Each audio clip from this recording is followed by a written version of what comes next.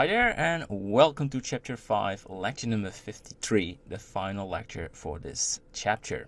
So what we will do is we make very small additions on the landscape, and we're going to do a little bit of color management, just simple tweaks to improve the colors a little bit, and then we go for the final render. Alright, so I like to start with the environment, the terrain changes. So I mentioned, let's take a look on the image. So this is what we have, and if I look at the roots, it looks like it's a little bit flat, the grass, and I like to have a very small hill so that blends better. So there should be some roots, just something right there as well. And for this tree, that will looks better. And I want to have a sort of a shading here on the left, so with shadow layers you achieve depth in the scene. Otherwise, it's, in my opinion, we have some shadow over there, but on the left area it's too bright, and we need to improve this a little bit to make a beautiful scene. Alright, so let's close this. No, we minimize it. And I like to start with making these small additions. So we go to the terrain, and I can see we just made some small hills, but in my opinion, we can improve that a little bit. This is just perfect to do.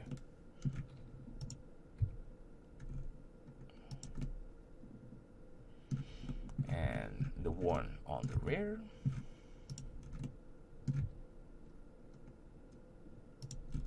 Don't go too crazy. Yeah. On that one. You little tree. And I can see my environment props. And I want to close this. Click building and main props. So they're gone. And I want to have this shadow layer. So what I will do is just copy a tree. And the sun direction is that way. So this one is casting this area. So if I just shift the copy it and put one over there, and we have to check this out if it fits our expectation, because we don't want all over the place shadow, just a little bit. So we go for rendering viewport, just Control B, so it won't render the whole screen, the whole viewport, just our camera viewport. And it's rendering, and if you can see some little shadows over there, then we're good. But if it's everywhere, it's not even visible. So it's right there, so we should move this a little bit. And turn back. And we can do this almost in real time. Now we can see some shadowing. Oh, it's not a lot. Well, let's do this a little bit different. Let's go for this area.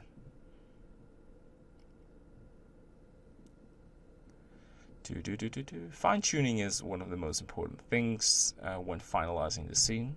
A little bit more to the front. Yeah, simply because you can improve the areas you're not happy with. I think we still need to move this a little bit more to the right. And of course this depends on your scene looks, but I will explain what I'm doing right now if we have just a nice rendering. So you can see there is now some shadow, but this is without leaves, so I think this whole area will be covered in dark shadow. So we should move this just a little bit more, just a little bit more to the right, and then we'll cast it the right way. And if it's still there too dark in the final render, we can make this adjustment, but just so you know what I'm trying to do. It's right there. I think we're good. We're good now. We're very good. Alright, so far so good for the improvements for the scene. We go to the solid view. So this can be pretty heavy for the computer. Check, double check. What I like to do is go back to the image, and let's go back to the shading. the compositing. And let's add an output, a view node, and put the output from your denoise into the image. And then it's putting it right there.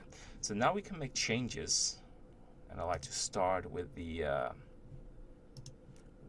color management. I want to make this image a bit more brighter. So let's go for a value of 0.3. Yeah, looks good to me.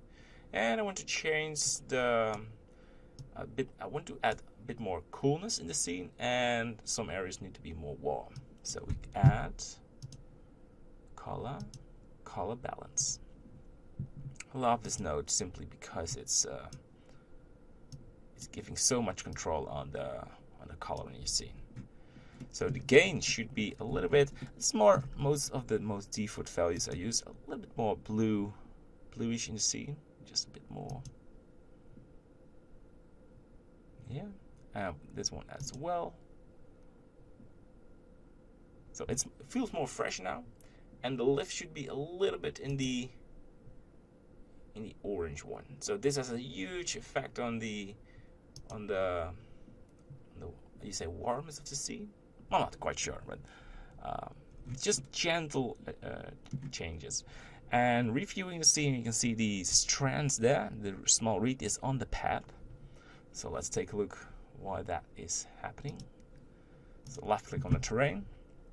Because we just named everything right, we can just simply click on read small and we go to the weight pane. And you can see this is the shift and scroll. Ah, that's a pain. And we need to add less. Yeah, definitely, because it's now affecting the path. All right. And then we can lower the amount of small, read small. Let's go for 1800. All right. Good. Object mode. So I think one more thing on the read tall is what I like to change. Weight paint the read tall. All right. Read small, read tall. Oh no. Go to the object, read tall. There it is.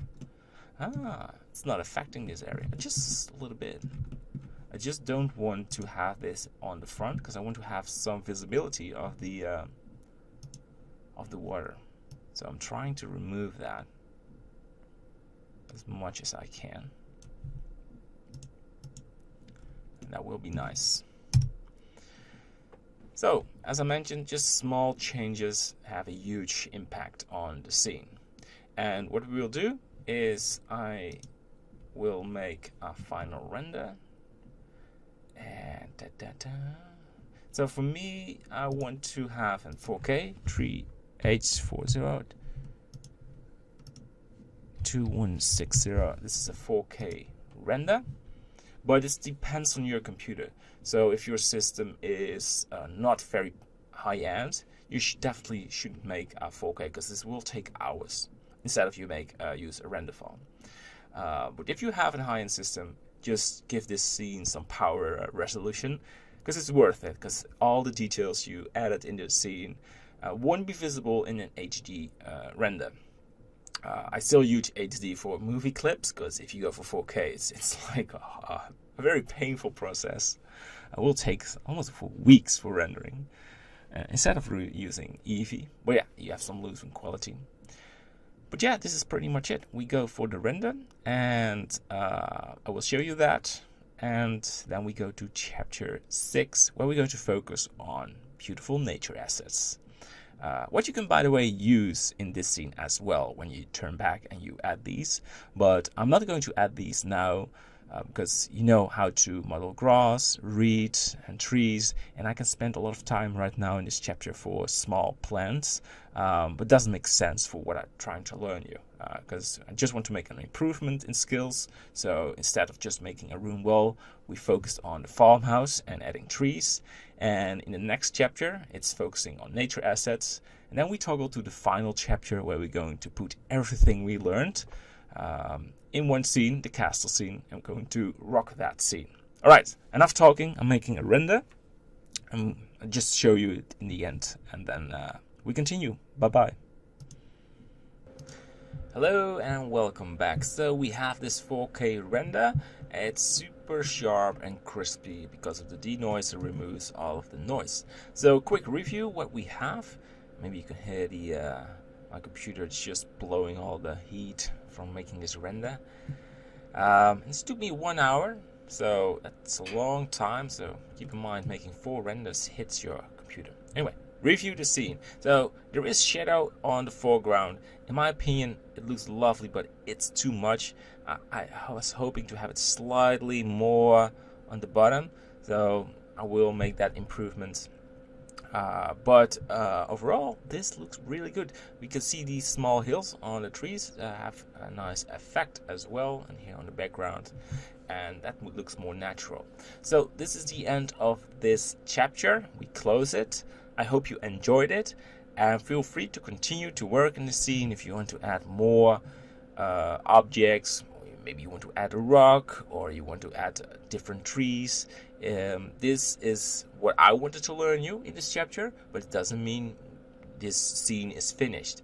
It's a very nice base where you can continue to work on. But I call it finished because I learned you everything I wanted to learn you. And we go to the next chapter where we go to make more nature assets. So see you there, and bye-bye.